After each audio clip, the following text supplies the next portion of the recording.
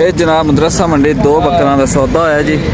ਇਹ ਦੋ ਮਾਸ਼ਾਅੱਲਾ ਪਿਆਰੀਆਂ ਚੀਜ਼ਾਂ ਨੇ। ਇਹ ਚੈੱਕ ਕਰੋ ਫੇਸ, ਇਹ ਪੈਸੇ ਇਸ ਬੰਦੇ ने लिया ने की हाल देखो 70 किन्ने दा होया जनाब तेरे 70,000 दा 71 दे ये दो ले ले माशाअल्लाह। ये पैसे जनाब तसल्ली कर लो, पैसा तसल्ली करनी है तुसी जनाब बकरा तसल्ली करनी। ये दो ले ले जनाब 71,000 रुपए दे माशाअल्लाह। चीज़ां भी प्यारियां ने जी, ये वाली चीज़ां 71,000 दे।